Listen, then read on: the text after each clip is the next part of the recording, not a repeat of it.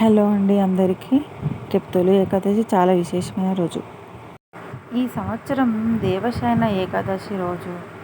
అద్భుతమైన పవిత్రమైన యాదృచ్ఛికం కారణంగా భక్తులు విష్ణు ప్రత్యేకత అనుగ్రహాన్ని పొందుతారు.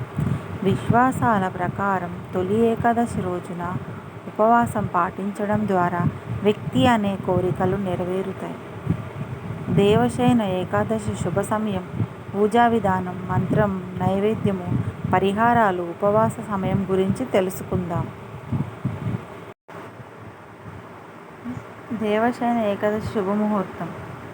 తొలి ఏకాదశి రోజు 2024 ప్రతి సంవత్సరం ఆషాఢ మాసంలోనే దేవశయని ఏకాదశి ఉపవాసం పాటిస్తారు. జూలై 17వ తేదీన జరుపుకుంటారు.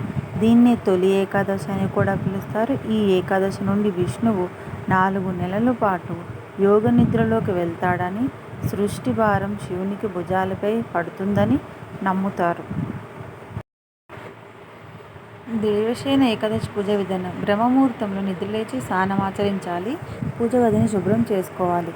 శ్రీ హరివిష్ణువు జలాభిషేకం చేయడం అనంతరం పంచామృతాలతో పాటు గంగాజలంతో స్వామికి అభిషేకం చేయాలి. ఇప్పుడు పసుపు, చందనము, పసుపు పుష్పాలను స్వామికి సమర్పించండి. దేవుడి ముందు నెయ్యి దీపం వెలిగించాలి. ఏకాదశి ఉపవాసం ఆచరించడం అత్యంత పవిత్రం. తర్వాత దేవశయన ఏకాదశిని కథ చదువుకోవాలి. ఓం నమో భగవతే వాసుదేవాయ నమః అనే మంత్రాన్ని జపించండి. విష్ణు సమేత లక్ష్మీదేవికి హారతిచ్చి నైవేద్యం సమర్పించాలి. తులసి లేకుండా విష్ణుమూర్తికి నైవేద్యం సమర్పించకూడదు.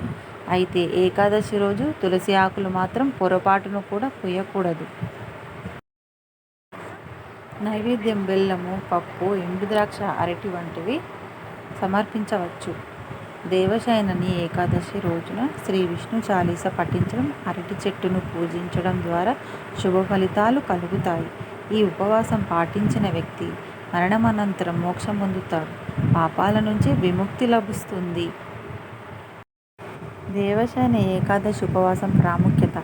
దేవశయని ఏకాదశి రోజు నుండి 4 నెలల పాటు శ్రీ మహావిష్ణువు యోగనిద్రలోకి వెళ్తాడు. మొత్తం 4 నెలల పాటు యోగనిద్రలోనే ఉంటాడని ఒక మత విశ్వాసం. ఈ సమయంలోని విశ్వ నిర్వహణ శివుని చేతిలోనే ఉంటుంది.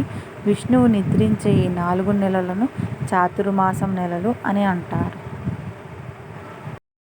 తొలి ఏకాదశి రోజు విష్ణువు లక్ష్మీదేవిని పూజించడం ద్వారా జీవితంలో సుఖ సంతోషాలు, సిరి సంపదలు ఉంటాయని విశ్వాసము. తొలి ఏకాదశి రోజు జపించాల్సిన మంత్రము ఓం నమో భగవతే వాసుదేవాయ, ఓం విష్ణవే నమః, ఓం నమో భగవతే వాసుదేవాయ, ఓం విష్ణవే నమః.